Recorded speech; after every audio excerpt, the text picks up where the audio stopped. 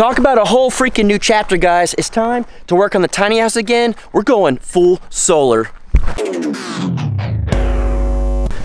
Oh, good day, everybody. It is such a beautiful day out here. I'm gonna try to jump through as fast as I can, show you guys what we're doing with the house, what we're doing with all the oil fill stuff, what can we do, what can we not do. Just try to answer all the questions you guys been asking as quickly as possible. Sorry there's not a lot of work lately, but this is the last video of just talk.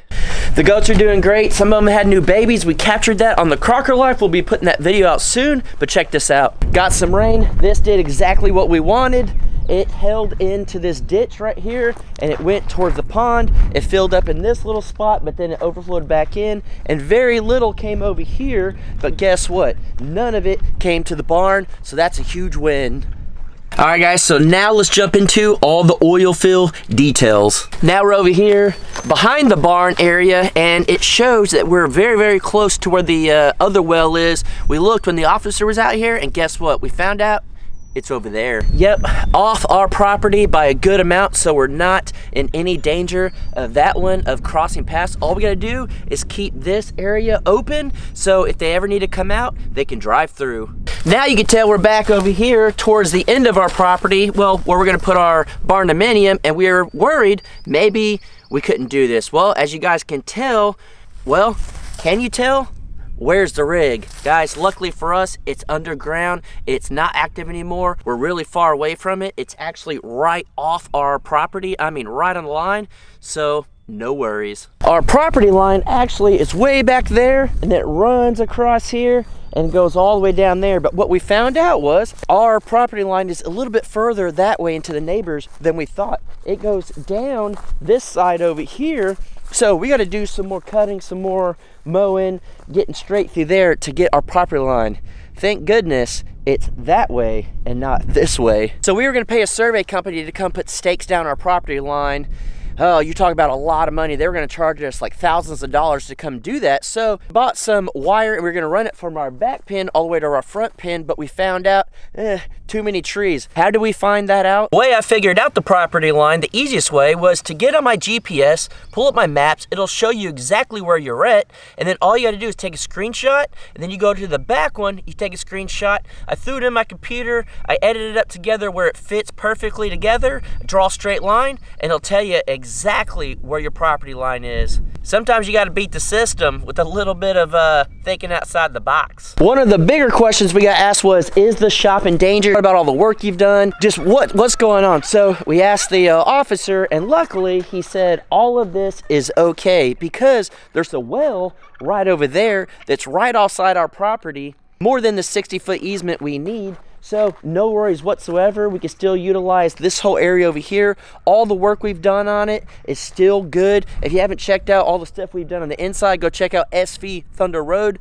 He has some videos of us cleaning the shop, busting pillars, doing all that stuff. Guys, this is gonna be a full working shop, and I couldn't be any more pumped that it's not getting taken away from us. So as you can see, the barn back over there, we got our pond. We're gonna run our fence along here, kind of cross this road and go that way and have a bigger pasture. But what we're gonna do now is we need to leave this open right here all the way over there and all the way down here in case they ever need to come out. So we'll just run that fence here, and then we'll run it back that way and go back towards the barn.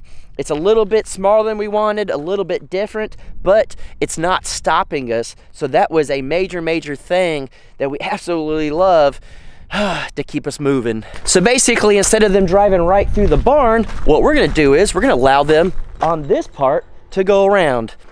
Problem solved. I know what you're asking. Are we gonna continue the fencing and everything? Yes, we just need to let this dry up. Luckily, it is drying up some. As long as it doesn't rain anymore, I think we'll be okay. Be able to get the animals out to a bigger pasture. So if you guys are interested, check out Well Finder. It's an awesome app. As you guys can tell, pretty much all of Oklahoma and Texas is oil fill. It is crazy. If you live in Oklahoma, you probably have oil fill stuff under your property. So please check it out. Please don't fall into the same things we did. We're trying to bring awareness to you guys. Check out the app, but the reality is you probably live on top of oil fill rigs or abandoned rigs, because literally everywhere you look is just oil fill stuff. It's freaking crazy. So clearly we knew there was a rig out here when we bought it. This is the lease road that goes right to the front gate there coming through. What we're gonna do is we're gonna utilize this driveway. For now, we're gonna move it over later. We might end up moving the gate over just to come through and have no issues. But for now, we think the smartest thing is just go ahead and utilize this, not worry about any of this rigging. Stay pretty far away from it. You know, we're not gonna build anything right there. And I think it'll all work out. It'll give us the most time right now to focus on what we need, tiny house, so we could keep moving and getting in rather than spending all this time on a driveway. We'll do that later. Okay, Jason. Yes, my name's Jason. So, electricity.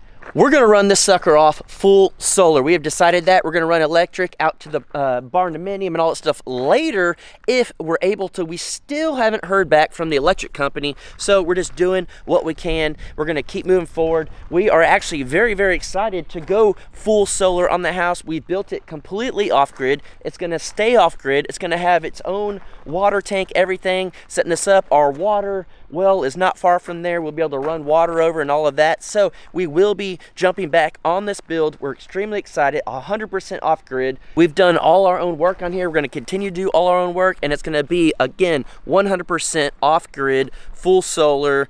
We're gonna try to run AC, heat, everything. So guys, we are pumped, we are excited. I wish Danielle was here for this announcement, but she's working.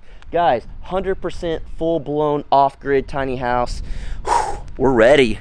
And summer's right around the corner, so we'll be working on this pond that's literally right next to the tiny house. This will be a place that we can relax, hang out, maybe go for a little swim. It won't take much work at all, but we'll be doing that on our days off. But guys, we are so freaking excited to be working back in the tiny house. So yes, you heard it right. We're jumping back on the build. We're super excited. We're gonna knock this sucker out. We're gonna move in. We're gonna move forward. We're gonna take care of everything. We think everything happens for a reason. And right now, we're ready to build again, and that's our reason, that's our purpose. And guys, all I gotta say is, we're super excited, but you got to stick around to see what happens.